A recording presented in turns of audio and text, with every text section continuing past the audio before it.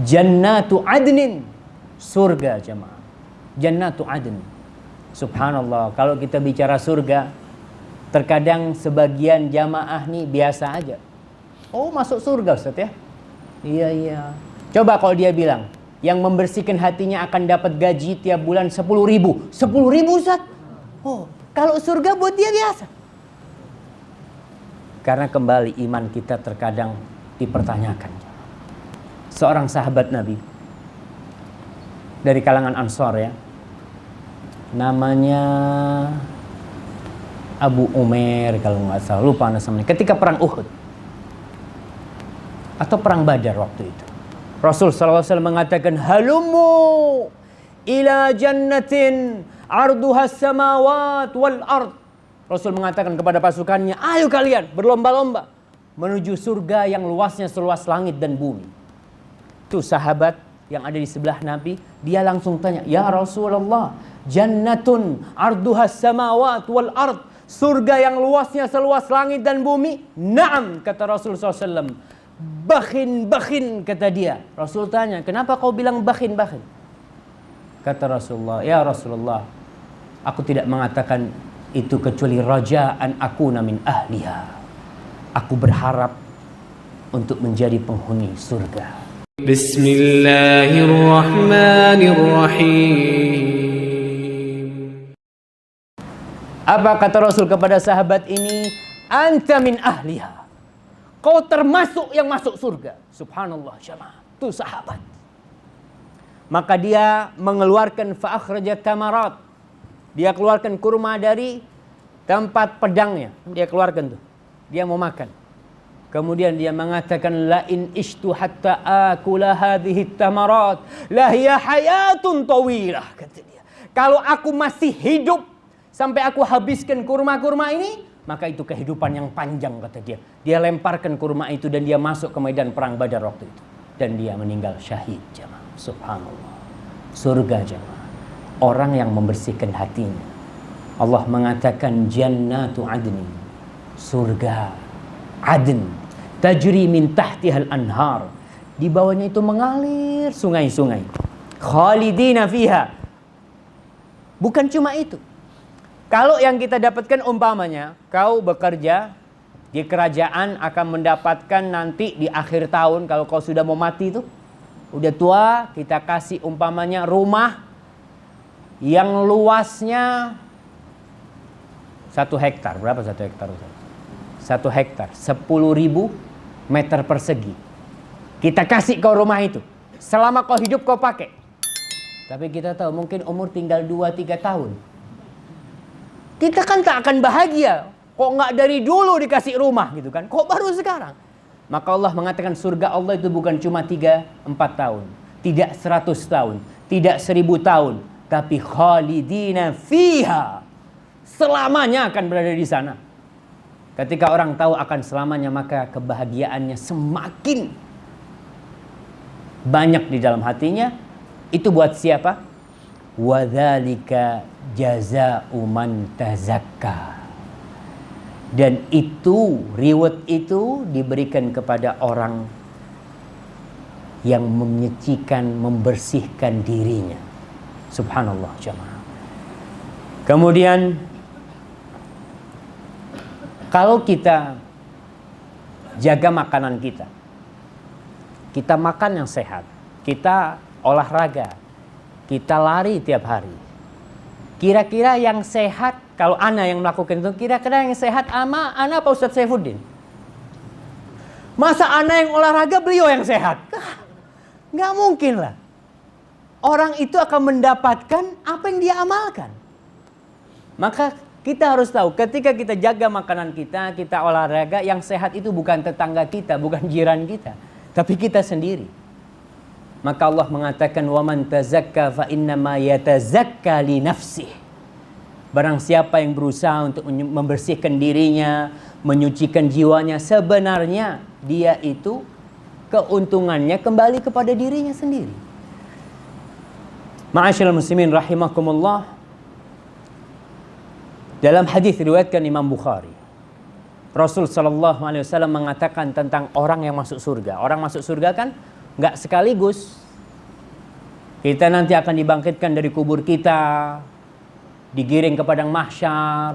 Di situ ada haud ya, mentari yang mendekat, kemudian amal kita akan ditimbang, nanti akan ada pembagian kitab-kitab rapot, lalu kita digiring menuju ke neraka jahanam. Yang di situ ada sirat untuk menuju ke surga Allah Subhanahu wa taala. Rasul alaihi salatu wassalam mengatakan, awwalu zumratin yadkhulunal jannah. Kelompok pertama yang masuk surga. Bagaimana mereka itu? Rasul mengatakan, la ikhtilafa bainahum wala tabaghud. Tidak ada kegaduhan di antara mereka. Tidak ada percekcokan di antara mereka. Ini perselisihan itu bermuasal dari mana? Dari hati. Wala tabaghud, tidak ada saling benci di antara mereka. Enggak ada.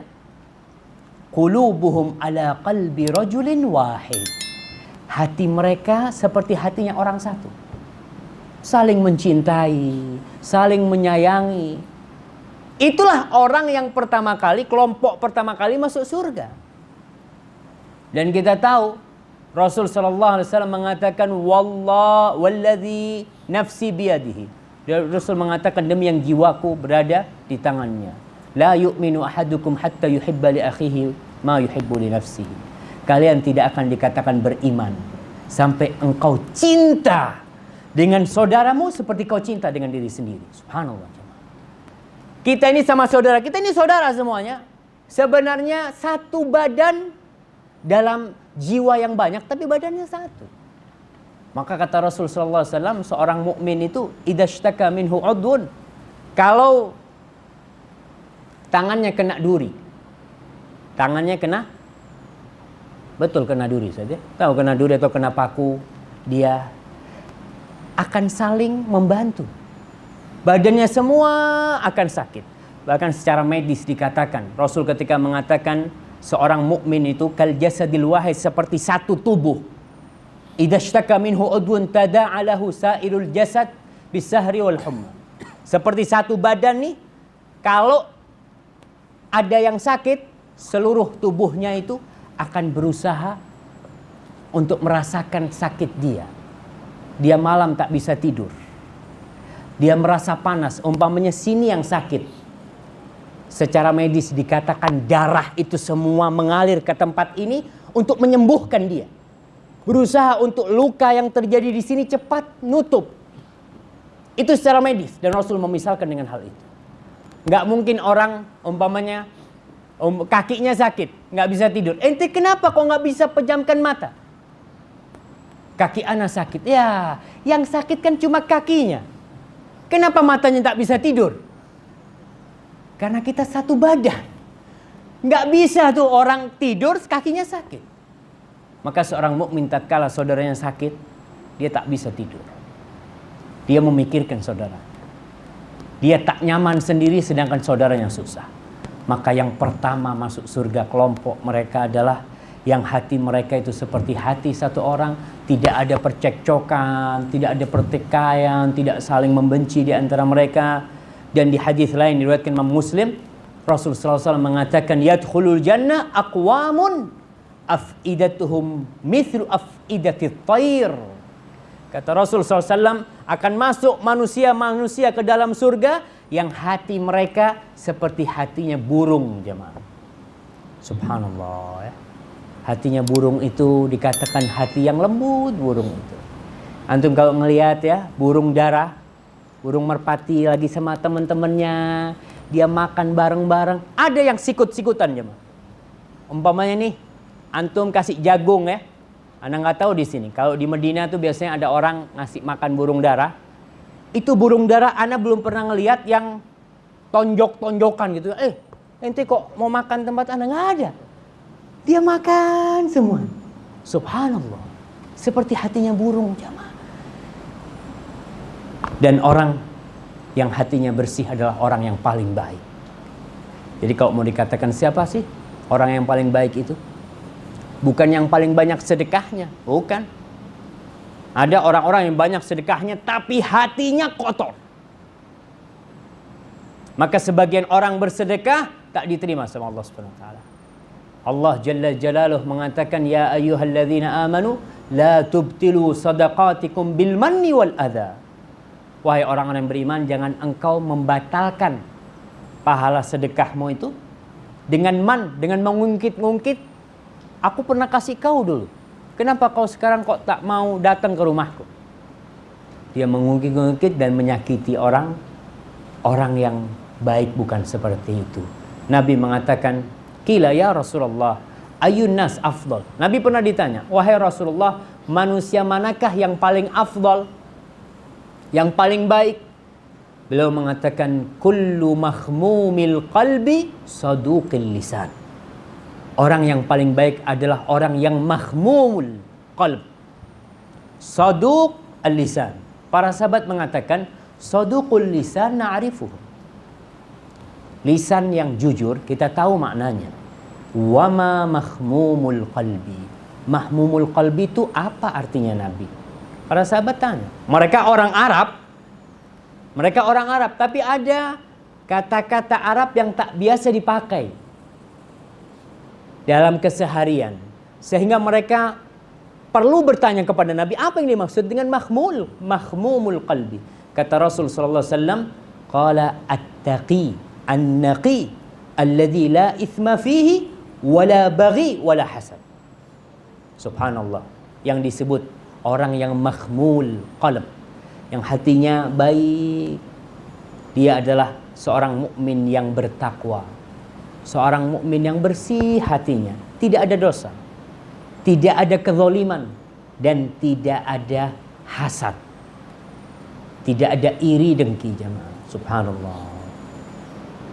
Maka jadilah orang yang seperti itu. Hadis ini diriwayatkan oleh Al-Mundhiri dalam Targhib Tarhib, dan hadis ini sahih. Nabi kita Muhammad sallallahu alaihi wasallam berapa kali dicuci hatinya? Siapa yang bisa jawab? Anak kasih hadiah. Tapi hadiahnya air aja, nggak apa-apa lah. Kan ini punya anak, Ustaz. Anak boleh bagi-bagi. Fadhal. Berapa kali? Angkat tangan yang mau jawab lah. Nah, antum udah jawab mah. Yang lainnya. Fadhal yang di sini. 2 kali. Kapan dan kapan? Ketika Isra Mi'raj. Nah. Yang kedua,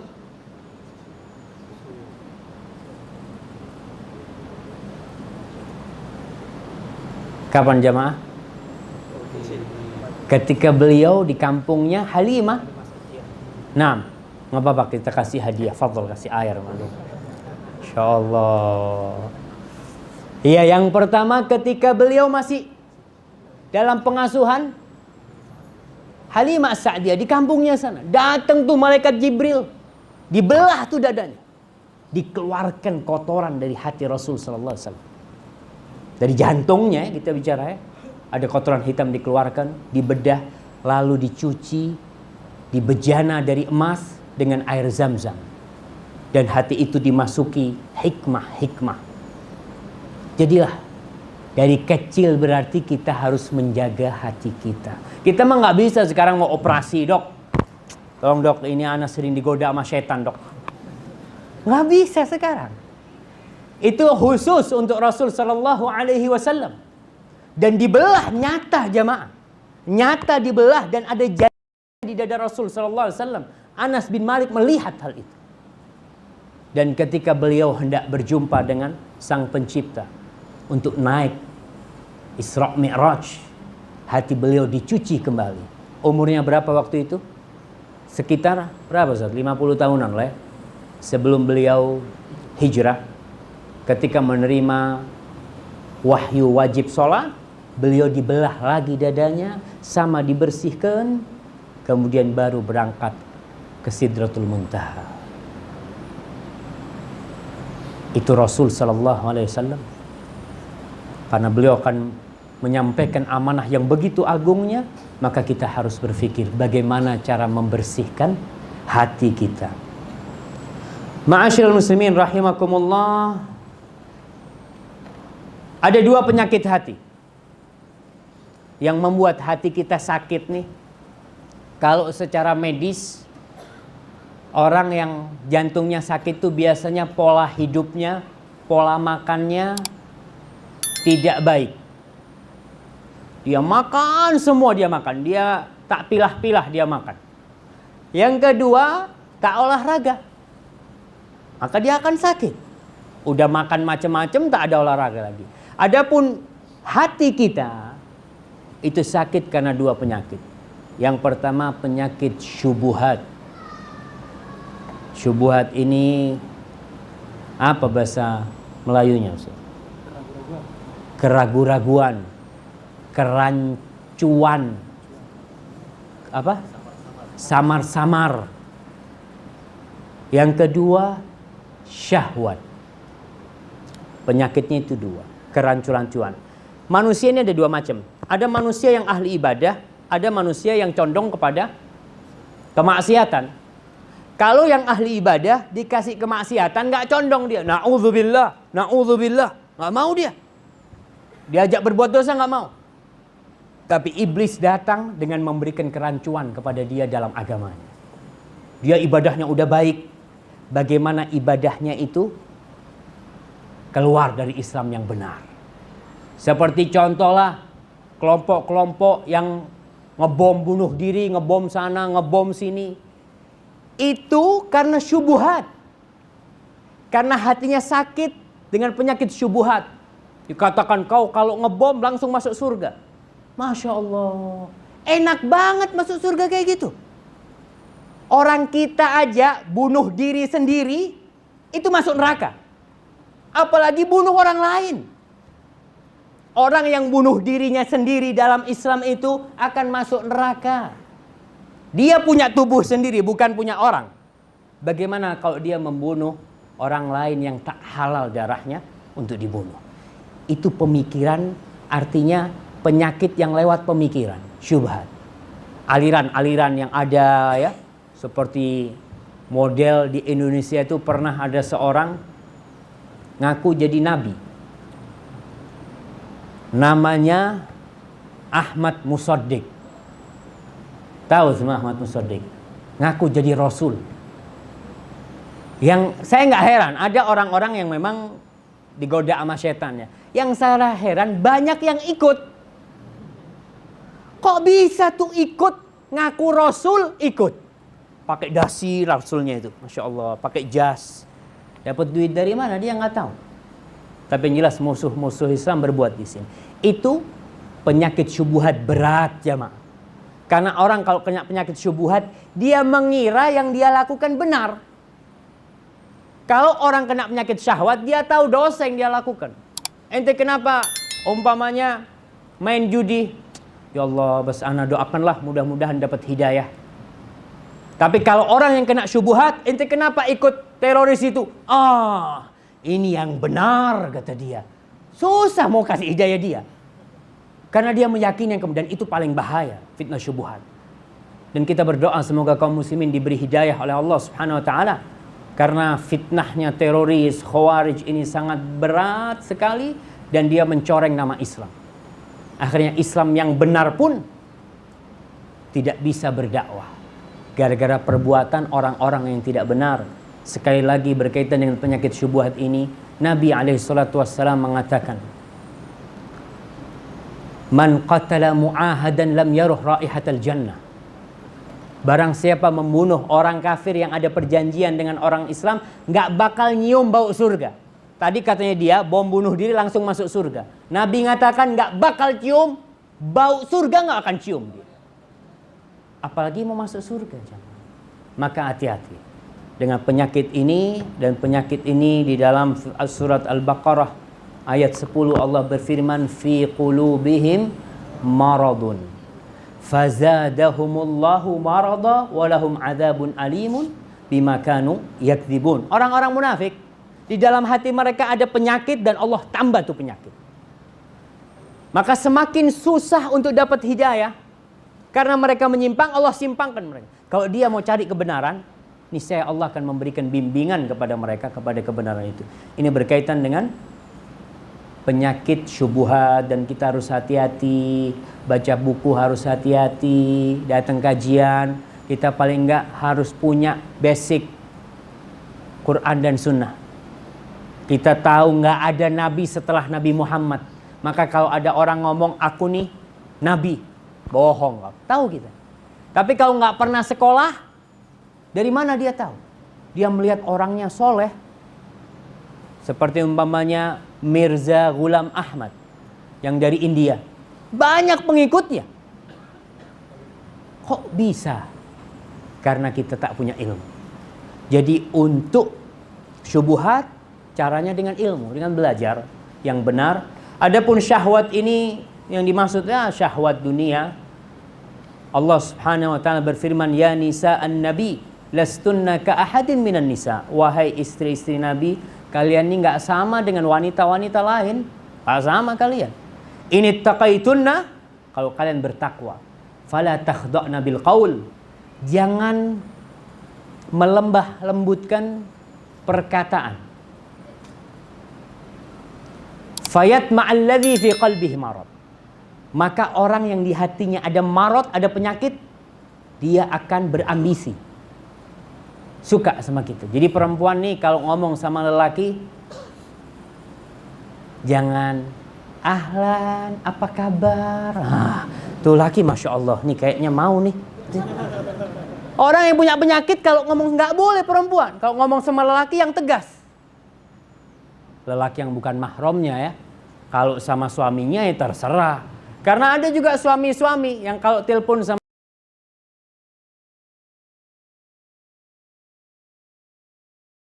sekretarisnya, sama apa?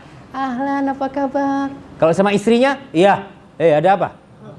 Subhanallah. Sama istrinya yang seharusnya dia itu lemah lembut, kebalik. Dia lemah lembut sama wanita lain. Maka perempuan-perempuan kalau ngobrol, dia tak usah, apa istilahnya Ustaz? Kayak merayu-rayu ya. Biasanya itu perempuan kalau suruh belanja, kalau shopping tuh pinter merayu tuh. Ayolah, kata dia, jangan mahal-mahal gitu kan. Itu nggak boleh tuh. Itu yang pedagangnya, yang jaga kedai itu langsung lihat. Iya, nggak apa-apa sudah, itu kan.